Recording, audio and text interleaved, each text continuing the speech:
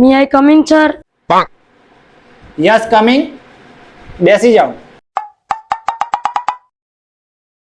Interview માટે આવ્યા છો? Yes sir.